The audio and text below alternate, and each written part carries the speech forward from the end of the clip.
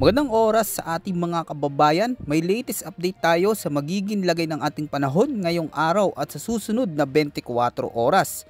Maganda mga kababayan, si Typhoon Nando ay lalo pang lumakas ngayon at malapit na maglandfall. Itinaas na ng Pag-asa ang tropical cyclone wind signal sa ilang lugar sa bansa bilang paghahanda sa napakalakas na bagyong tatama. Alamin natin ang latest update dito. Ayon sa pinakabagong update ng Pag-asa, ang sentro ng mata ng Typhoon Nando ay makikita sa layong 685 km sa silangan ng Isabela. Taglay nito ang maximum sustained winds na pumapalo na sa 155 km per hour malapit sa gitna at may pagbugsong hangin na may lakas hanggang 185 km per hour. Sa kasalukuyan, ito ay kumikilos pa northwest sa bilis na 10 km per hour. Ang malalakas na hangin hanggang typhoon force winds nito ay umaabot na hanggang 600 kilometers mula sa sentro, kaya mas malaki ang sakop ng mga lugar na posibleng tamaan nito. Ngayon, narito naman ang mga lugar na itinaas na ang tropical cyclone wind signal number 1. Pinag-iingat po natin ang sumusunod na lugar.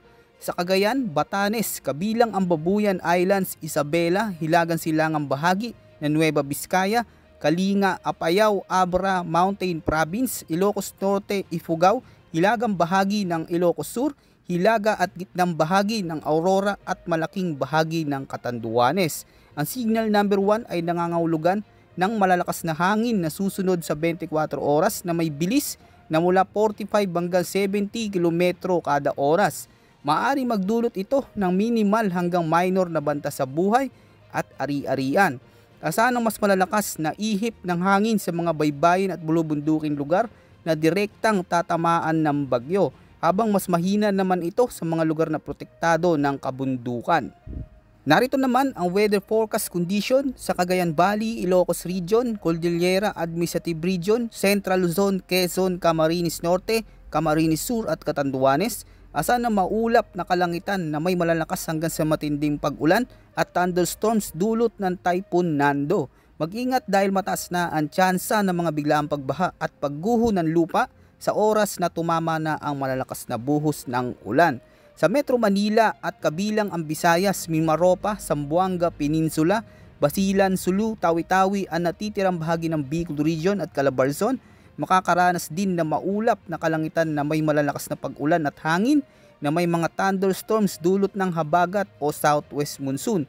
May banta rin ito ng flash floods at landslides lalo na kung lalakas ang thunderstorms.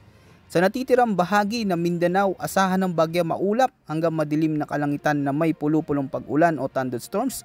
Ang mga matitinding buhos ng ulan ay maaari pa ring magdulot ng biglaang pagbaha o pagguho ng lupa. Dahil sa mapinsalang epekto ng Typhoon Nando at sa pinalalakas nitong habagat, narito ang heavy rainfall warning na inilabas ng Pag-asa. Ngayong araw, posibleng umabot sa 50 hanggang 100 mm na ulan sa mga lugar sa Cagayan, Batanes, gayon din sa Bataan, Zambales, Cavite, Batangas, Occidental Mindoro, Romblon, Palawan at sa may Antique. Sa linggo mga kababayan, mas titindi pa ang buhos ng malalakas na ulan. Higit 200 mm ang posibleng bumagsak sa Ilocos Norte, Apayao, Cagayan at sa may Batanes. Samantala makakaranas din ng 200 mm na ulan sa Ilocos Sur, Abra, Kalinga, Mountain Province, Benguet at La Union. Habang 50 hanggang 100 mm ng ulan ang inaasahan sa Isabela, Pangasinan, Ifugao, Tarlac, Nueva Vizcaya at Nueva Ecija, pati na rin sa Zambales, Bataan, Cavite, Batangas, Occidental Mindoro, Romblon, Antique at sa may Palawan. Pagsapit ng Lunes, September 22, magpapatuloy ang malalakas na pag-ulan na may 100 hanggang 200 mm sa mga lugar sa Ilocos Norte, Ilocos Sur, Apayao, Batanes, Abra, La Union at Benguet. Habang 50 hanggang 100 mm naman sa Cagayan, Kalinga, Mountain Province, Ifugao, Nueva Vizcaya, Nueva Ecija, Pangasinan, Metro Manila, Zambales, Bataan, Tarlac, Pampanga, Bulacan, Rizal, Cavite, Batangas at sa may Occidental Mindoro. Paalala sa ating mga kababayan, maaaring mas malakas pa ang inaasang ulan sa mga bulubunduking bahagi at mataas na mga lugar dahil sa sunod-sunod na mga pag-ulan at maaaring mas lumala ang epekto ng pagbaha o pagguho ng lupa sa mga lugar na direktang tatamaan ng Typhoon Nando. Batay naman sa pinakauling weather track at intensity forecast, si Typhoon Nando ay patuloy nakikilos pa northwest sa susunod na 12 oras bago tuluyang lilihis pa west-northwest patungong extreme northern Luzon. Posibleng dumaan ang direksyon ni Nando o maglandfall sa Batanes o Babuyan Islands mula hapon hanggang gabi ng Lunes, September 22. Pagsapit ng Martes mga kababayan, inaasahan ang paglabas ni Nando sa Philippine Area of Responsibility habang nananatili pa rin sa Philippine Sea at posibleng lumakas pa hanggang sa maging super typhoon na ito bago dumaan sa hilagang bahagi ng bansa.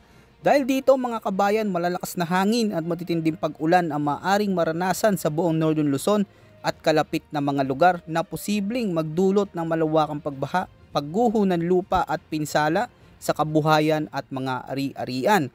Ito pa nga mga kababayan, bukod kay Nando, may namamataan din panibagong low pressure area sa timog silangan ng bansa na ayon sa mga pinapakita ng international weather models ay may tsansang lumakas ito at maging bagong bagyo sa mga susunod na araw. Ito ang dahilan kung bakit mahalagang nakamonitor at nakantabay sa mga latest na ulat ng panahon natin dito sa ating channel para lagi kayong alerto at handa. Dahil anumang oras ay posibleng magbago ang direksyon at lakas ng mga sistemang ito. Yan muna ang ating pinaka-latest weather update at ulat panahon. Ito po ang inyong weather forecast ng bansa. Maraming salamat po at maging alerto. Ngayon nakakaranas tayo ng sunod-sunod na pag-ulan.